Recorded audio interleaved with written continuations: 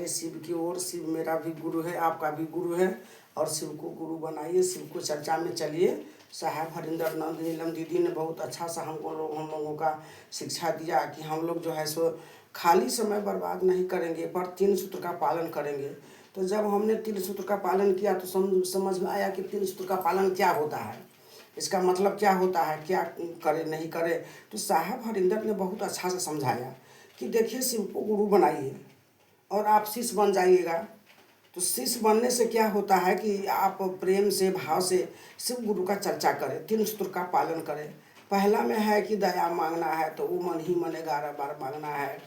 दूसरा बार चर्चा करना है, तो चर्चा जो है सो प्रेम से करिए और भगवान भोलेनाथ को रिझाइए। हम जितना प्रेम भाव से करेंगे, सच्चे मन से, हृदय से करेंगे, तन से करेंगे, मन से करेंगे, जितना होता है उतना करेंगे, तो भोले बाबा बहुत खुश होते हैं। वो तो सबको देने वाला है, हमसे क्या लेंगे भोलेनाथ। तो देखिए, बहुत अच्छा सुंदर कथा है। एक लकड़हारा का कथा है। बहुत गरीब था, अब उसको रोजी रोटी कहीं नहीं लगता था, तो वो क्या करता था कि रोज़ अपना जो है सो लकड़ी काट के लाता, बेचता, लालन पालन करता। उसका संतान कोई नहीं था, एक भी संतान नहीं था। एक रोज़ क्या हुआ, तो अपनी पत्नी से जितना पैसा बेच के लाता था, लकड़ी बेच के, वो सारा पैसा पत्नी के हाथ में दे दिया करता था रोज़। उसकी पत्नी क्या करती थी, तो रोज़ अपना जो है सो खाना पीना में लगाती थी पैसा, और जितना बचता उतना वो महादेव के लिए अपना कुछ नहीं करती। इसका लकड़हारा जो था, वो रोज़ नहा धो के सुबह के सुबह महादेव के मंदिर में जाके एक लोटा जल चढ़ा के और चला आता। कुछ नहीं बोलता, कुछ उनसे कहबो भी नहीं करता, प्रणाम कर लेता, चला आता। इतना सीधा था वो। उसको पत्नी को जो देखा रोज़ रोज़ वो अच्छा लेडीज का तो मेकअप का बहुत शौक़ होता है, तो उसने कहा अपना पत्नी से कि देखो, तू रोज़ अपना मेकअप में लगी रहती हो, कम से कम भगवान का तो नाम लो, महादेव का तो नाम लो, कभी भी नहीं तू करती है। तो उसकी पत्नी बोली कि तुम ही चढ़ाते हो मंदिर में जा कर के जल, तो बाबा तुमको क्या दिया, कुछ तो नहीं दिया। तो महादेव ने के वर्णन सुन करके उसको बहुत गुस्सा आया, शिकायत किया महादेव के बारे में। तो देखिए, जिस भक्त के महादेव के ऊपर प्रेम है, भाव है, उसको कोई शिकायत करता है तो बहुत गुस्सा आता है, बहुत तकलीफ होता है कि वो हमको नहीं मतलब अवहेलना करती है, हमारे गुरु महादेव को अवहेलना करती है। वो बहुत गुस्सा उसका लकड़हारा का आया। उसने कहा, ए भगवान, तू कैसी होती है, औरत घर की लक्ष्मी होती है, और तू ही महादेव कैसे बोलती है। तो वो बोली कि हाँ, क्यों नहीं बोलूँगी, एक तो रहने के लिए घर नहीं दिया, और तू रोज़ जाता है चढ़ाने के लिए जल फूल, तो क्यों नहीं देता है तुमको महादेव। तो वो लकड़हारा बोला कि देखो, हम जो आज 5 कर दाना खाते हैं, सिर्फ उन्हीं की कृपा से। हम जाएंगे कमाने के लिए, हमारे भाग में नहीं रहेगा तो नहीं होगा। पर तू समझने वाले कहाँ है, तुमको कितना समझाओगी तो तू समझोगी नहीं। तो बोला, हाँ, तो जब जाते हैं उनके कृपा से होता है आपके सब कुछ पूरा, तो क्यों नहीं उनसे घर मांगते हैं एक रहने के लिए। लकड़हारा बोला, अरे पगली, तुमको ज्ञान नहीं है, महादेव से मांगना नहीं है, वो तो खुद अंतर्यामी है, त्रिदेव है, कैलाश पर्वत पर रहते हैं, और जहाँ रहते हैं वहाँ से सबका वो मनोकामना पूरा करते हैं, परंतु समय से पहले नहीं देते हैं, समय आता है तभी देते हैं। वो लकड़हारा का घर वाली बोली कि मेरा कोई समय नहीं आता है, हर समय हम यही दुखी रहते हैं, संतान भी नहीं है। तो उसके लकड़हारा बोला कि तू भगवान पर ध्यान धरो, रखो महादेव पर, सब महादेव देंगे। वो बोली, हाँ, तू जा, तू कर पूजा महादेव का, मैं नहीं करूँगी। तो उसका भी बहुत गुस्सा आया। बोला कि हे भोलेनाथ, हम इसके तरफ से हम माफ़ी आपसे मांगते हैं, इसको माफ़ कर दीजिए, ना समझ है, कुछ नहीं समझती है। तो लकड़हारा गया एक रोज़ फिर लकड़ी लाने के लिए, उस रोज़ लकड़ी नहीं मिला उसको कहीं गाछ पर, वापस आ गया। तो वो बोली उसकी पत्नी गुस्सा करके कि तुम तो बोले थे कि महादेव देते हैं, तो आज क्या हुआ, आज नहीं मिला महादेव जी, तुमको तो लकड़ी देना चाहिए था उनको, तो क्यों नहीं दिया, बहुत महादेव पर भरोसा करते हो। फिर लकड़हारा बोला, अरे भाग्यवान, तू पूजा नहीं करती है, तो उन पर ध्यान नहीं देती है, तो उनकी शिकायत मत करो, ये हमको बहुत बुरा लगता है, तो उनका शिकायत मत करो, उनसे डरो, हमसे नहीं डरोगे लेकिन कम से कम भगवान से तो डरो। वो बोली, हाँ, भगवान से डरते हैं, कोई बात नहीं, ठीक है, डरिए आप पूजा करते हैं ना, तो आप डरिए। तो वो लकड़हारा बोला कि देखो आज वो भगवान हमको परीक्षा लिया तुम्हारे करनी से, तुम्हारे बुद्धि पर, तुम्हारे विचार पर। तो माता पार्वती को ये सब देख करके बहुत अपमान हुआ, बहुत मतलब तकलीफ दुख हुआ। महादेव जी कैलाश पर थे बैठल और वो ध्यान में थे। जब ध्यान उनका टूटा तो देखा तो बोला महादेव कि प्रिय तुम क्यों चिंता में बैठी हो, क्या हुआ? तो वो बोली महादेव से पार्वती कि देखिए कितना हम आपको अपमान हो रहा है, ये हमसे सहन नहीं होता है। अरे करता है करने दो, जो समझ जिसका है उतना ही ना करेगी, कोई बात नहीं। जब हमको खराब नहीं लगता तो तुम्हें क्यों खराब लगता है? माता पार्वती ने बोली कि आपको तो कुछ भी खराब नहीं लगता है, पर जो मेरा पति का अपमान करेगा, मेरा पति का जो है सो हंसी उड़ाएगी तो मुझसे बर्दाश्त नहीं होगा। तो क्या करोगी तू? मैं उसको ज्ञान का विकास देता हूँ जा करके। कैसे दोगी? अच्छा तो आप सब जानते हैं, आपसे क्या मेरा छूटा है? न हमसे आपको कुछ कर्तव्य छूटा है, न हमसे आप कुछ कर्तव्य छूटा है।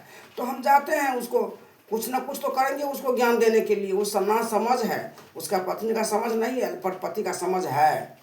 तो आप कुछ देते हो नहीं हो उसको, आपको देना चाहिए ना। तो भगवान महादेव बोला कि ठीक है तुम जाओ, देखते हैं कैसे वो समझ में आ जाती है उसकी पत्नी। तब बोली माता पार्वती हाँ ठीक है मैं जाती हूँ। गई माता पार्वती और एकदम फटी पुरानी साड़ी पहन के, पाकल पूरा बाल हो गया, माथ का पाकल पाकल पूरा केस उजला हो गया सफ़ेद, एकदम झिरकुट बूढ़ होकर के पीपर के पेड़ पर नीचे, पीपर के पेड़ के नीचे बैठ गई।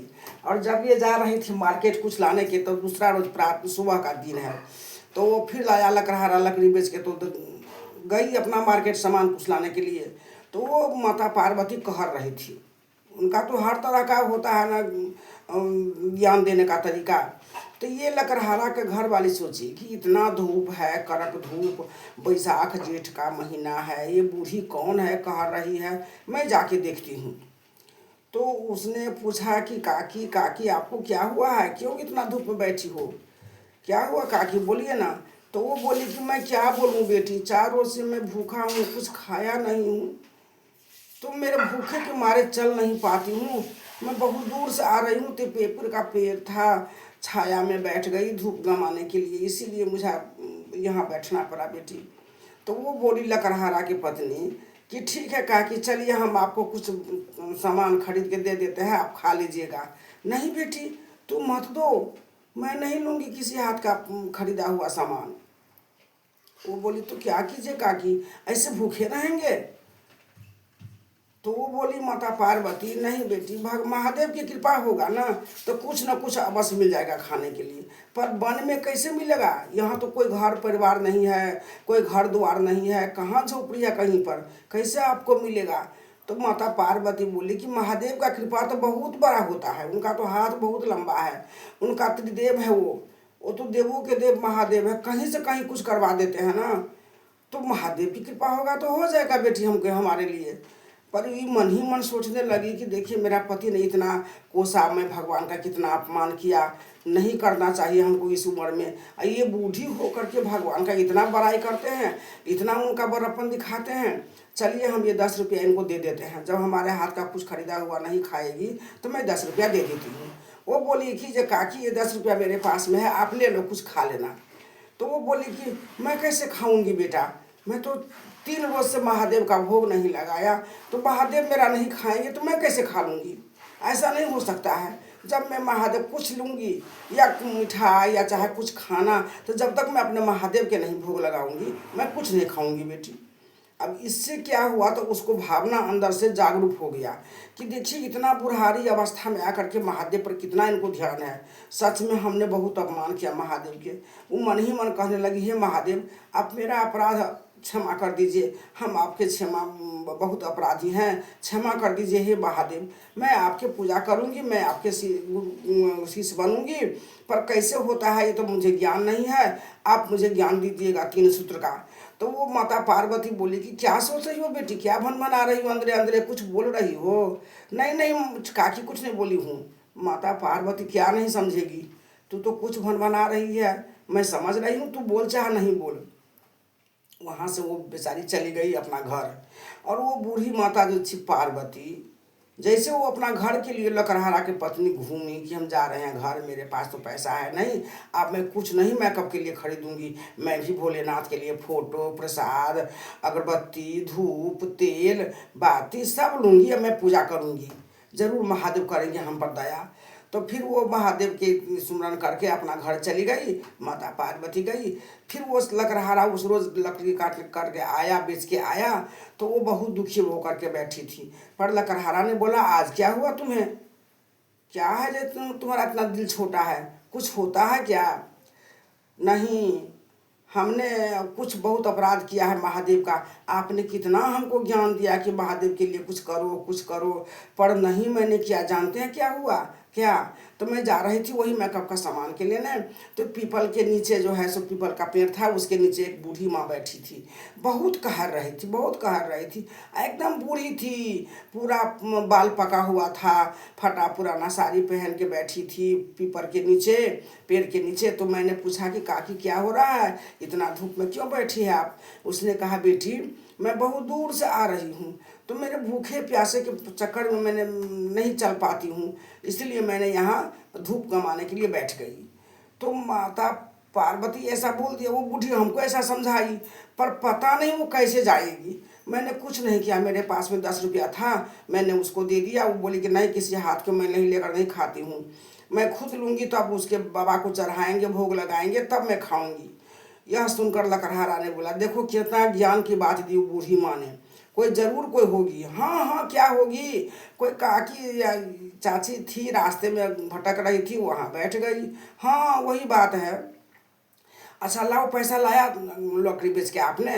वो बोला, हाँ लाया तो हूँ। तो देखिए ना, हमको आज कुछ पैसा दे दीजिए। क्यों, क्या करना है आज? तो आज महादेव के लिए हम फोटो खरीदेंगे, धूप अगरबत्ती दीप प्रसाद, और उनका पूजा हम भी करेंगे, मंदिर भी जाएंगे हम। अच्छा क्या हो गया आज तुमको? हाँ, जब उतना बूढ़ होकर के वो महादेव की पूजा करते तो मैं क्यों नहीं करूँगी? लकड़हारा ने मन ही मन सोचा, चलो किसी का ज्ञान तुमको आया ना दिमाग में। वो पैसा दे दिया, मार्केट गई, सब कुछ खरीद के लाई, महादेव की कृपा से वो पूजा करी, और बोली कि हे महादेव, मैंने बहुत आपका उपहास किया, मैंने बहुत आपका हंसी उड़ाया, मुझे माफ़ कर दीजिए और मुझे संतान दे दीजिए, मैं कुछ आपसे नहीं मांगूंगी। एक संतान के लिए मैं बहुत बेकार हूँ, बेचैन हूँ, और देखिए मेरा पूजा भी स्वीकार कीजिए, मैं तो कुछ नहीं जानती कि पूजा कैसे होता है। तो आप सबको आशीर्वाद देते हैं, सबको फल देते हैं, तो एक मेरा अनजान आदमी का दे दीजिए प्रभु। हम बहुत बार बार आपको हम विनती करेंगे, करते हैं, करूँगी पूजा, तो हमको आप दे दीजिए ऐसा फल, अपना ज्ञान दे दीजिए कि आपके पूजा में मैं ध्यान लगाकर पूजा करूँगी, कि महादेव की पूजा से सब कुछ होता है, तो मैं भी करूँगी आपका पूजा। तो सब करते हैं। मेरा पति ने कहा, मैं उनको डांट दिया, मैं पूजा नहीं किया, आपका जो है सब बहुत हंसी उड़ाया, आप हमें माफ़ कर दीजिए प्रभु, माफ़ कर दीजिए, आप तो दया के सागर हैं, आप तो देवों के देव हैं, महादेव है। तो इसी तरह वो सीधा हुई और कथा कही, पूजा करी, तो वो जो है सो गर्भवती हो गई। उसके बाद उसको संतान हुआ, तो उसके बाद जो है सो वो महादेव का बहुत वर्णन करने लगी, पूजा करने लगी। तो देखिए महादेव पर भरोसा करके आदमी अपना बहुत कुछ जीत लेता है। ऐसा नहीं है कि धन संपत्ति, अरे ज्ञान का विकास होता है, कहीं अच्छा राह पर चलने की विकार होता है। किसी को बुराई करने से क्या फल होता है? किसी को जब हम भलाई नहीं करते हैं तो बुराई भी नहीं सोचना चाहिए। तो वो देखिए महादेव के बारे में कितना उपहास की, तो उसका ज्ञान तो माता पार्वती ने दिया। तो बहुत बहुत धन्यवाद माता पार्वती के, महादेव को। और देखिए इसी तरह सच्चा होता है। अच्छा, जय महादेव, जय महादेव।